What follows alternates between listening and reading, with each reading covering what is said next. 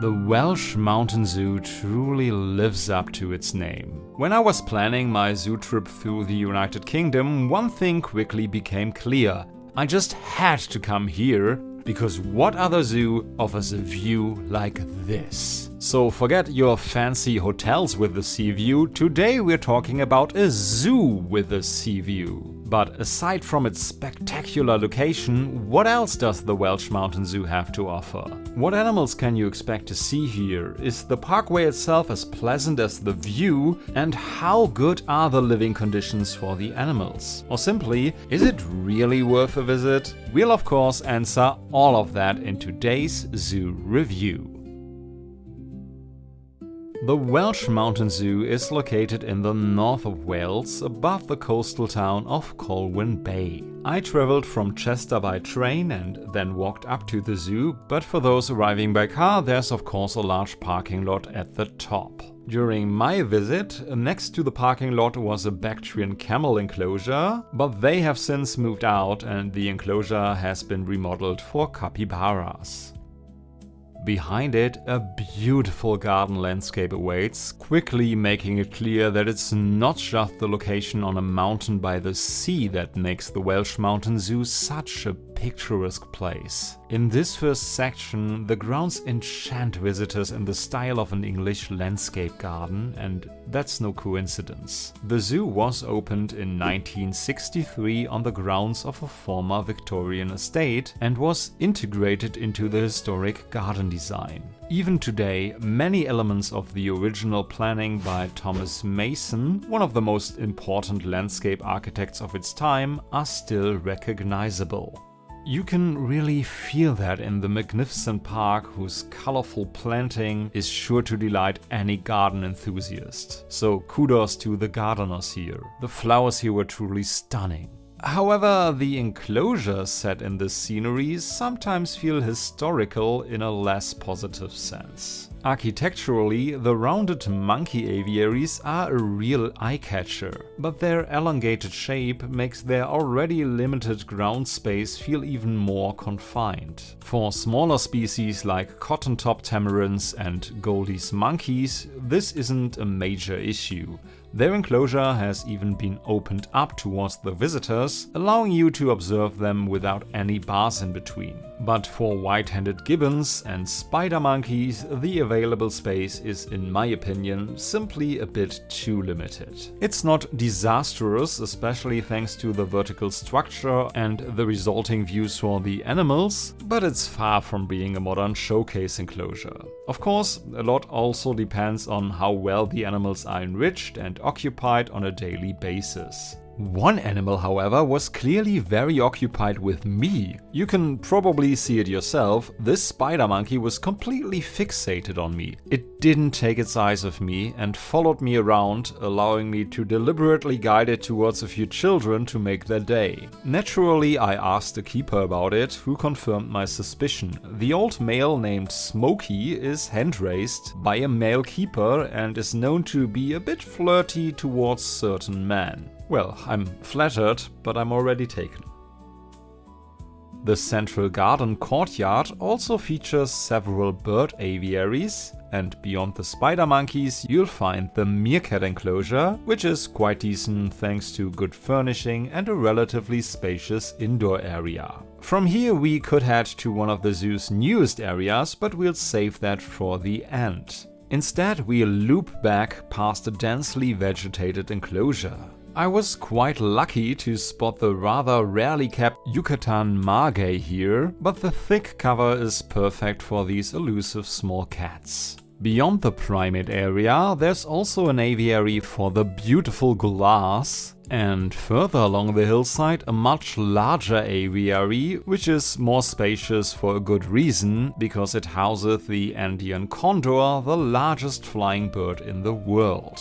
And while the enclosure might not be spectacular, it is solidly furnished and even offers a glass viewing area for visitors. Blending beautifully into the historic setting is the rounded macaw aviary, which has been extended on both sides for the birds. However, due in part to its shape, it likely only allows for short flights and hopping rather than sustained flight. That said, the many climbing elements clearly show that the zoo is making the most of the current setup. We are now reaching a plateau where a large crowd has already gathered in anticipation for the sea lion demonstration. A highlight for visitors and an engaging activity for the animals alike. A textbook example of how visitor experience and animal welfare can go hand in hand. However, the sea lion enclosure itself feels somewhat dated. It may be functional and even the overall size might still be considered acceptable, but the underwater viewing reveals what is, to me, the biggest issue. The pool is surprisingly shallow and really ought to be deepened. Visually, the enclosure is also rather plain, and given the stunning backdrop we are presented with up here, that becomes all the more noticeable. This contrast is even more striking with the chimpanzee enclosure. While the scenery enhances the exhibit itself also detracts from the scenery. Or to put it more bluntly, it's a pretty ugly structure to have placed in such a landscape. In terms of animal husbandry, however, I wouldn't rate the enclosure quite as poorly as first impressions might suggest. It benefits from its hillside location and the wide views it offers, allowing the animals to survey their surroundings from elevated platforms. At least during my visit, the social structure within the chimpanzee group also appeared to be stable. I did observe some everyday tensions, but those are simply part of normal group dynamics. A recent event also illustrates how strongly animal welfare is prioritized at modern zoos. Following a stillbirth, the mother and the group were allowed time to grieve and say their goodbyes. Visitors could see the deceased infant being carried through the enclosure. And while this may seem unsettling at first, the staff on site can give the context. To me, this demonstrates a commitment to putting the animal's needs first, even above the sensitivities of visitors. That said,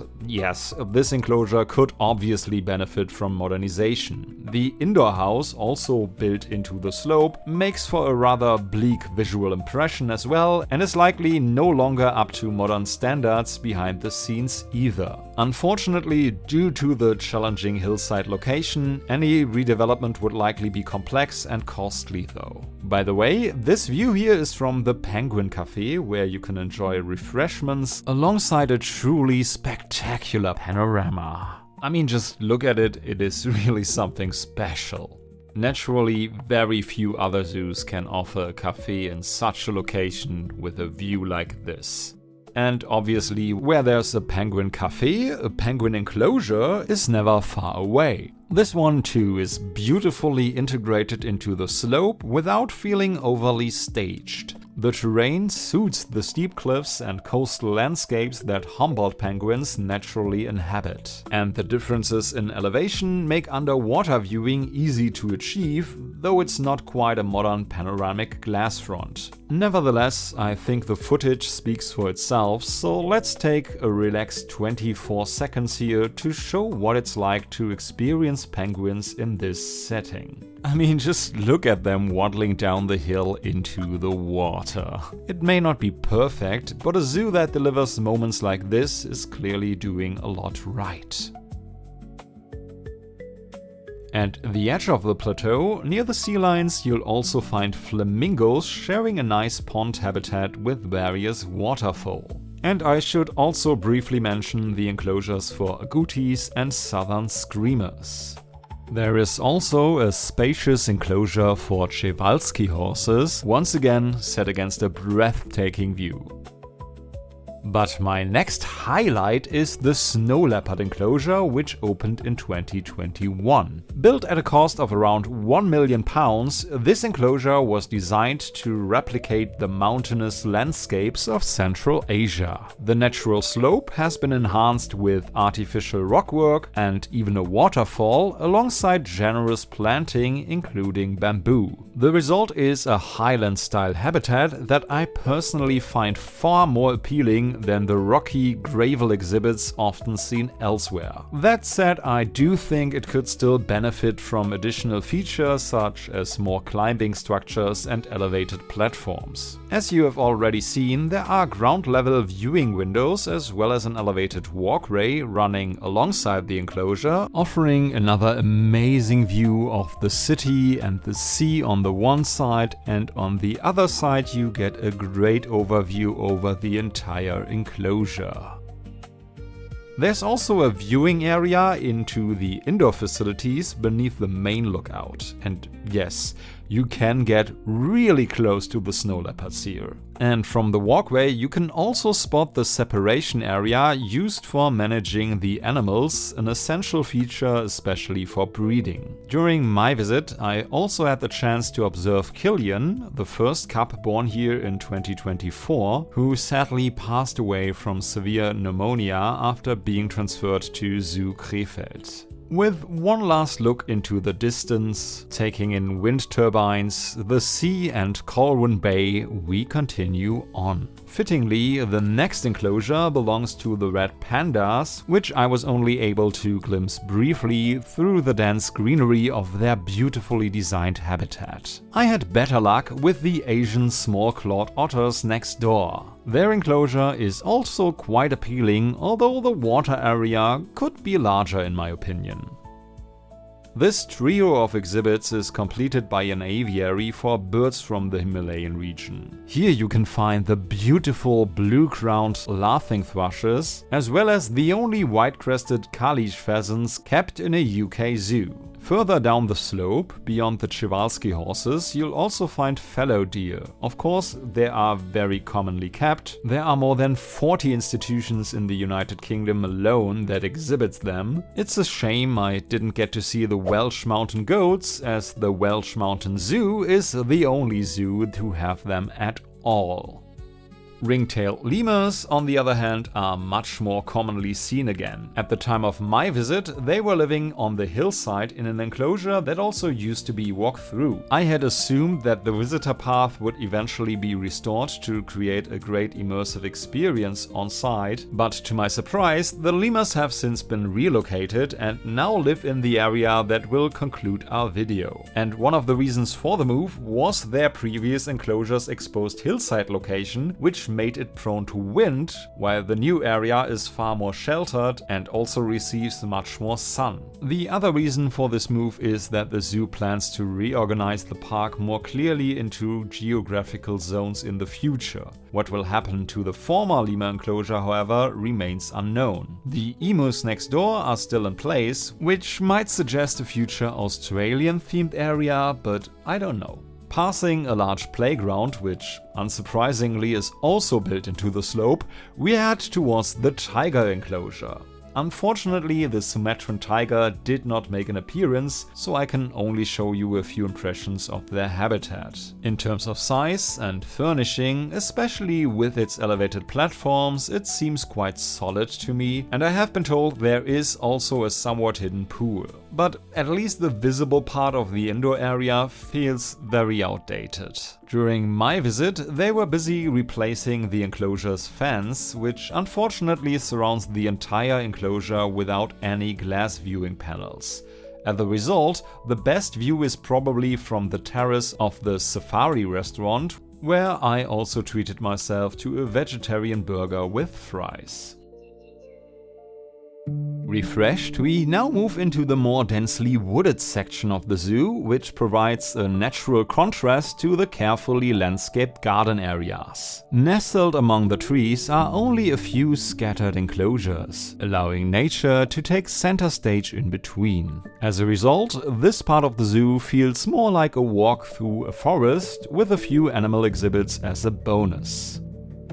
First, there is a fairly spacious aviary housing white-tailed eagles. The UK's largest bird of prey was driven to extinction here in the early 20th century, but has since been successfully reintroduced. Conservation is also the focus when it comes to the squirrels here, even if that might not be immediately obvious. But in the UK in particular, native red squirrels are increasingly being displaced by introduced American grey squirrels. That's why the Welsh Mountain Zoo operates a breeding program to support a stable population for future reintroductions. The pine marten, meanwhile, is thankfully making a comeback in Scotland, Wales and Ireland thanks to conservation efforts. Here at the zoo they are part of a breeding program as well and are housed in 2 beautifully designed enclosures where I was able to observe them more actively and extensively than ever before. For me, this was definitely another highlight. Continuing our walk through the forest, there are several more aviaries to discover, for example with great grey owls, before we eventually arrive at the brown bear enclosure. While it isn't particularly large, the habitat, viewable through glass panels, is well structured and decently furnished, including a pool for bathing. A sign also indicates that the bears have access to additional off-show space. All in all, not an outstanding enclosure, but still a solid one for brown bears. And with that, we now pass the wallabies and move on to the final part of the video, focusing on the newest area of the zoo. The Pilio Forest had actually only opened just a few days before my visit, and not all of its inhabitants had moved in yet. With the walkthrough enclosure for tropical butterflies, however, I was already able to experience the highlight that also gives the attraction its name. Pilio is the Latin word for butterfly. And here, as in other zoos or dedicated butterfly houses, they flutter freely throughout the space and can be observed and experienced up close. The whole experience is complemented by a corridor with several terrariums, home to snakes, turtles and lizards. This one here, for example, is a giant Madagascar chameleon. The terrariums themselves are well designed and generous in size. Still under construction during my visit, on the other hand, was the new enclosure for the ring-tailed lemurs, which I had already teased earlier. So I can't offer any personal impressions, but based on the footage shared by the zoo itself, it also looks like a good new habitat for the animals. Together with the new enclosure for capybaras, these additions, both new since my visit less than a year ago, show that the Welsh Mountain Zoo is continuing to develop. Visitors are even invited to take part in this process through a feedback survey. Feel free to check it out, I've linked it in the description. They explicitly asked me to link it, so they really want to hear what you have to say. But first, let's talk about my conclusions. In my opinion, yes, there is still plenty of untapped potential here and quite a few enclosures that could benefit from modernization. That starts with visual aspects. The scenery could be enhanced even further by replacing plain concrete walls with more elaborate artificial rockwork. More importantly, however, is the continued improvement of animal welfare. Because while I wouldn't describe anything here as truly poor, there are certainly a few enclosures where I felt it was fair to point out some shortcomings. All in all, I'm very curious to see how the Welsh Mountain Zoo will continue to develop in the coming years, but even as it stands today, I can warmly recommend a visit. It's true that the zoo stands out primarily because of its location, its views, and its beautiful garden setting, but the animal collection is also quite impressive for a zoo of this size, and despite the points of criticism mentioned, the standard of animal husbandry is solid overall. At the very least, they are making the most of the enclosures they currently have, and hopefully some of them can be modernized in the not so distant future. Also, the zoo has actually been a charity zoo since as early as 1983, operated by the National Zoological Society of of Wales, conservation and education are firmly embedded as core missions. This is reflected, for example, in the numerous keeper talks and conservation projects both within and beyond the zoo, such as their work with squirrels. All of this made the zoo feel all the more likable and endearing to me, and I really hope they'll be able to push ahead with modernization as soon as possible. As always, if you visited the zoo yourself, I would love to hear your opinions in the comments, but also don't forget to leave your feedback in the survey.